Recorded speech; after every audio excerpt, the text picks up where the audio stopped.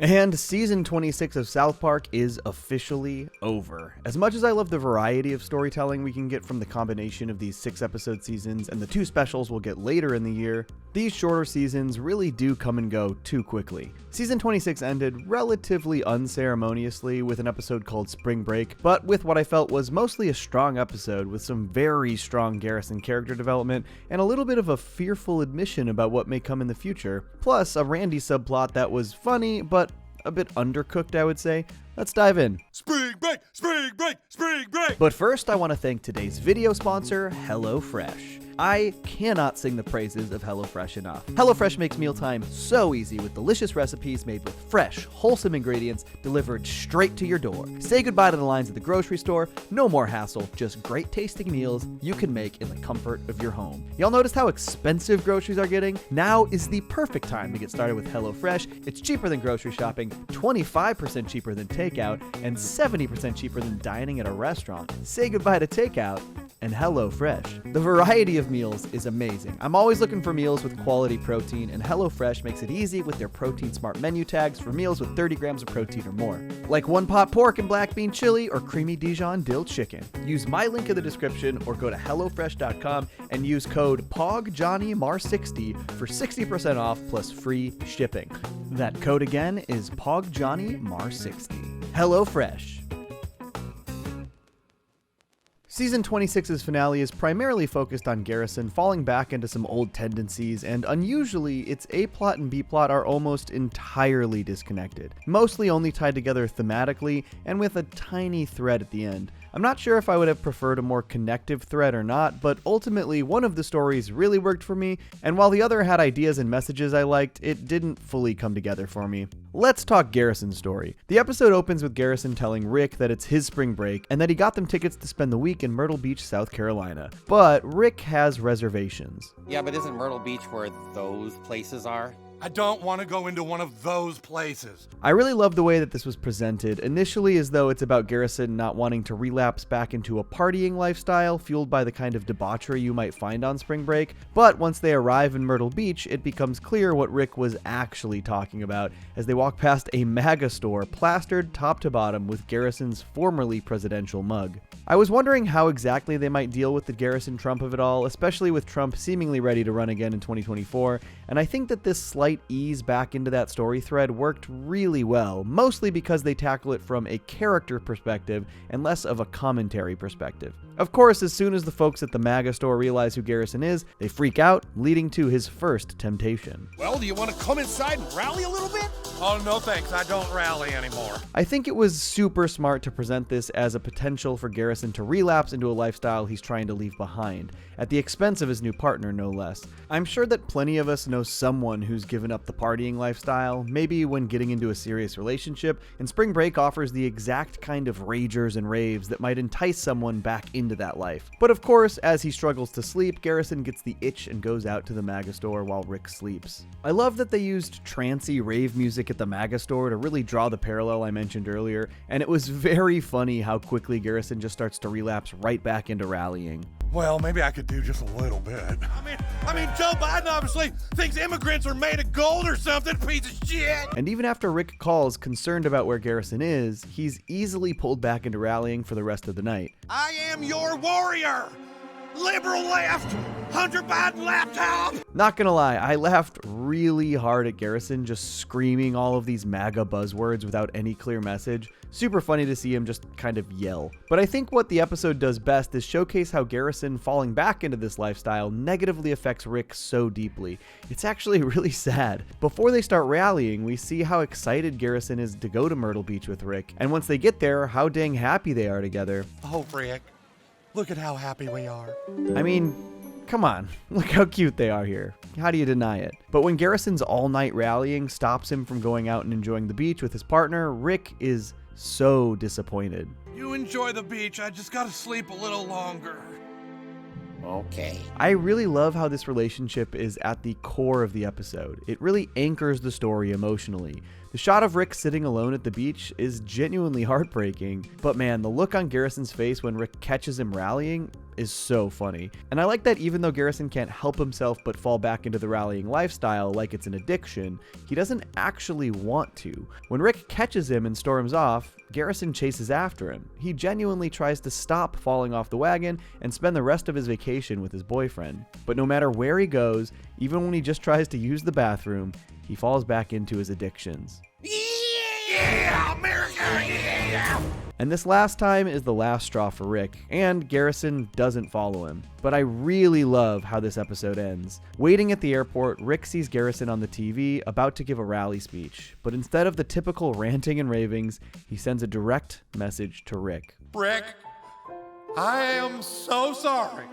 And if you are out there, I want you to know that I love you. Honestly, this entire final speech is really touching, as Garrison laments the person he becomes without his partner. And I think this is such a great storyline because it works on multiple levels. This episode really showcases the ways we can care for and empathize with Garrison when he's given stories that are anchored emotionally. Yeah, it's funny when Garrison is a bombastic narcissist and does outrageous things, but he becomes a caricature when they go that route. It was true during the Garrison Trump seasons, and honestly, it's been true in a few other parts of the series as well, and Garrison begging for Rick to help anchor down his character and prevent him from flying off the rails into these kinds of silly, ridiculous stories, the ways he did when he was the show's Trump surrogate, I think is also representative of Matt and Trey's hopes for the character moving forward. It's no secret that they really wrote themselves into a corner with Garrison in 2016. They did not expect Trump to win the election, and when he did, they ended up having to basically alter a mainstay character in South Park for 4 years. They kind of lost Garrison as a real character. And with the election looming next year and Trump planning to run, it seems clear that they do not want to lose their more grounded version of Garrison again. And when Garrison returns to South Park and embraces Rick, he even says as much. I don't want to go through all that again. I just want to stay in South Park with you. But clearly Matt and Trey are anticipating the next couple years realistically, because though they don't want to lose Garrison, we all know it's possible. And Rick's response is exactly what they're going to do. Well, I guess we'll just have to see what happens. And damn, won't we all? The B-plot in the episode is about Randy and Stan being home alone for spring break while Sharon and Shelley go to Santa Fe, and Randy trying to entice Stan into a debaucherous partying lifestyle for spring break. Stan has a different idea though, and Randy doesn't quite understand what he's getting himself into. Oh yeah, Warhammer 40K, of course. I'm down, let's do it. Really? All week? Yeah, dude, you're old enough. This is super funny, especially because Trey is a known board game obsessive, and I'm sure he's a huge 40K fan. I mean, these 40K models in the episode are clearly actual photos. I wouldn't be surprised if they belong to Trey personally. But seeing Randy's disappointment when he realizes this is all Stan wants to do for spring break is great. And this is when the episode dives into its commentary on some of the manosphere online culture we see these days. They've taught you boys to be ashamed of being boys. Convinced you that your natural, innate male desires are toxic. This is obviously taking aim at people like Andrew Tate, who make an entire living preaching this kind of stuff online. They even have a character who is clearly designed after Tate, and though they name him something else, they literally reveal he's a sex trafficker by the end of the episode. So, you know, put it together. That is the part of the episode that felt a little undercooked to me though. The Tate/Manosphere parallels to Randy's point of view are pretty obvious, so including a Tate lookalike who isn't actually Tate almost felt like it muddied the story. But ultimately, I really enjoyed how they portrayed Randy here. He and the people who feel this way cannot wrap their heads around the idea that some people just want to live these kinds of lives. He cannot accept that Stan and Tolkien want to play Warhammer all spring break. They don't care about wet t-shirt contests or living a debaucherous frat boy lifestyle, and he blames the culture for making them ashamed and afraid to be quote-unquote real men, which is ultimately just an excuse because he's afraid to look at himself and see that maybe he was a problem. And he's directly confronted with this when he tries to get Tolkien's dad on board with getting their boys into trouble and away from Warhammer by assuming that Steven feels the same way he did. I mean, you went balls out on spring break, right? Tried to see chicks' boobs and stuff? No, I didn't. And in a very Randy fashion, he once again cannot even comprehend that not everybody lived this lifestyle.